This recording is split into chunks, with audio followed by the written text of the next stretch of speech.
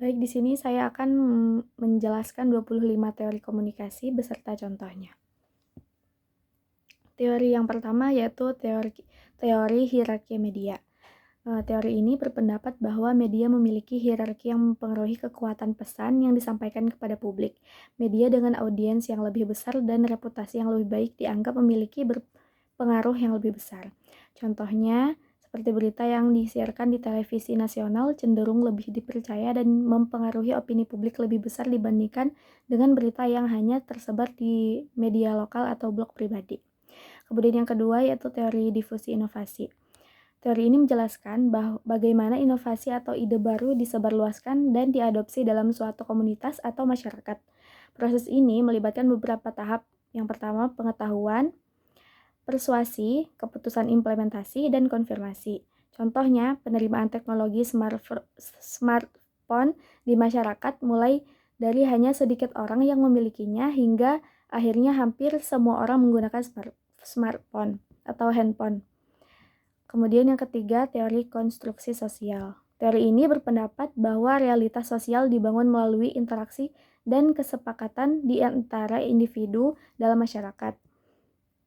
Media berperan besar dalam membentuk persepsi publik terhadap kenyataan sosial. Contohnya, pemberitaan media tentang isu lingkungan yang intens dapat membangun kesadaran dan persepsi masyarakat bahwa perubahan iklim adalah masalah serius yang harus dihadapi. Kemudian yang keempat, teori fenomenologi. Teori ini yaitu teori pendekatan yang menekankan pada pengalaman subjektif individu dan bagaimana mereka memahami dunia di sekitar mereka. Fokusnya kepada persepsi dan interpretasi pribadi. Contohnya, studi kualitatif yang mengeksplorasi pengalaman pribadi orang-orang yang menderita penyakit kronis untuk memahami bagaimana mereka mengatasi dan menjalani hidup dengan kondisi tersebut. Kemudian teori yang kelima yaitu analisis framing. Teori ini menganalisis bagaimana media membingkai atau menyajikan suatu isu yang pada gilirannya mempengaruhi cara audiens memahami dan merespon isu tersebut.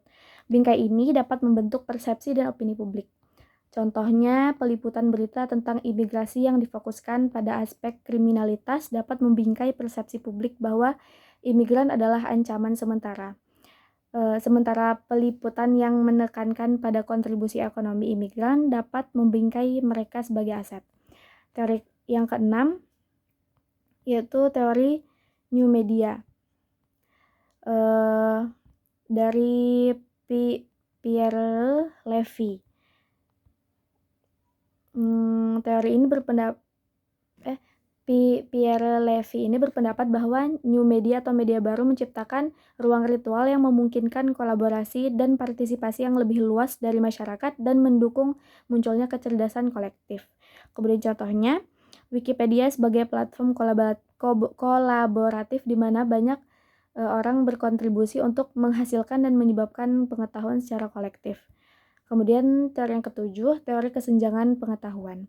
Teori ini menyatakan bahwa media massa cenderung meningkatkan kesenjangan pengetahuan antara individu yang memiliki akses dan kemampuan memanfaatkan informasi dengan baik dan mereka yang kurang mampu.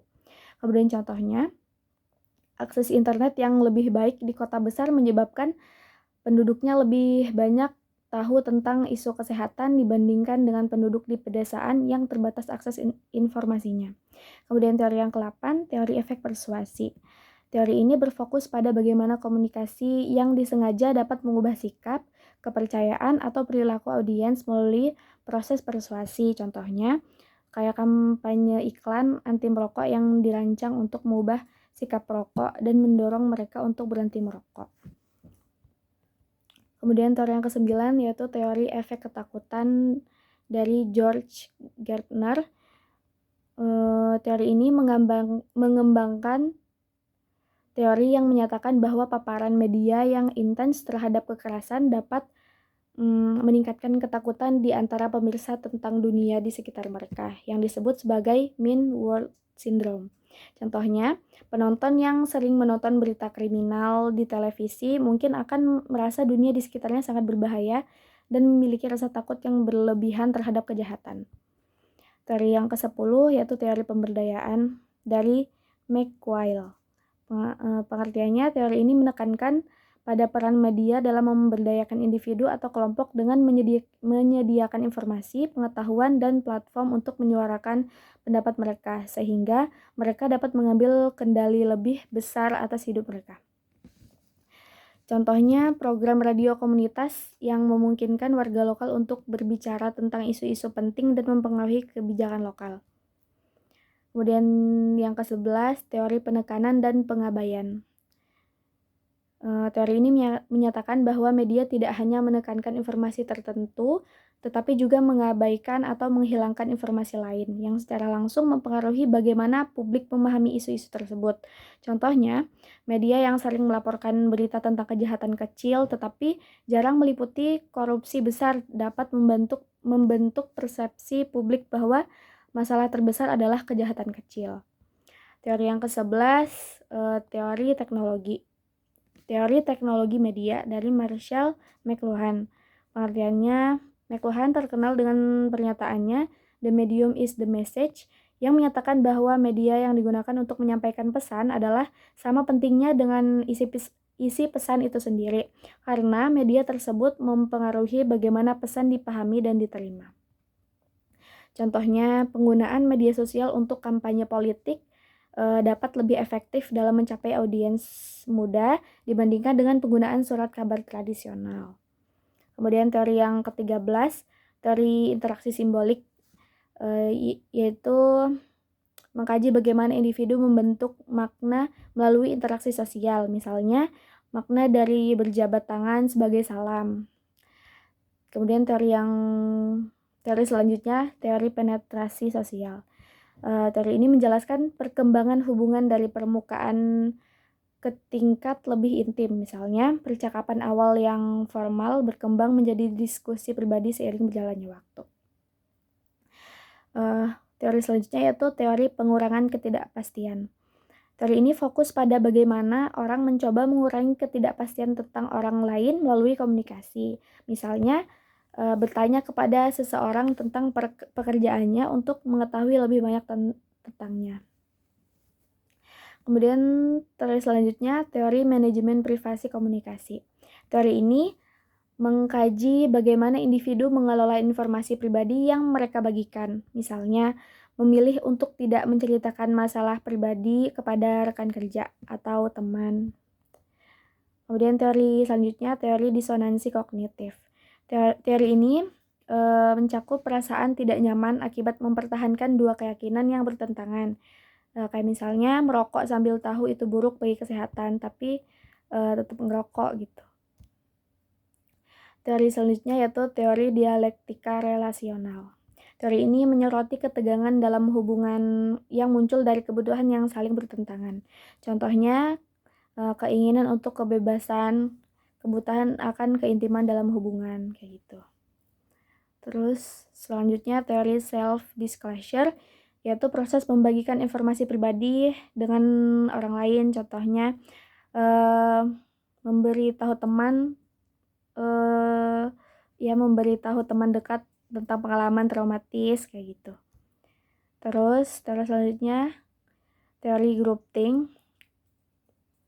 Teori ini mencakup fenomena di mana keinginan untuk konsensus dalam kelompok menyebabkan keputusan buruk. Misalnya, keputusan invasi Teluk Babi oleh Amerika Serikat. Terus teori selanjutnya, teori informasi strukturisasi. Teori ini mengkaji bagaimana struktur sosial dibentuk dan dipertahankan melalui komunikasi. Misalnya, aturan formal dan informal dalam organisasi. Teori selanjutnya yaitu teori budaya organisasi. Teori ini berfokus pada nilai, norma, dan artefak yang membentuk budaya organisasi. Misalnya, Google yang dikenal dengan budaya kerja inovatif. Teori selanjutnya yaitu teori informasi organisasi. Teori ini mengkaji aliran informasi dalam organisasi. Misalnya, bagaimana memo internal digunakan untuk menyebarkan informasi penting. Selanjutnya yaitu teori jaringan, yaitu analisis hubungan dan interaksi dalam jaringan sosial. Misalnya jaringan profesional di apa sih nama webnya tuh, LinkedIn. Terus teori yang terakhir yaitu teori kultivasi. Teori ini menjelaskan bagaimana media massa mempengaruhi persepsi realitas sosial pemirsa. Misalnya, orang yang sering menonton berita kriminal menganggap dunia lebih berbahaya, kayak gitu, kayak ditakut-takuti. Mungkin sekian penjelasan dari saya. Terima kasih.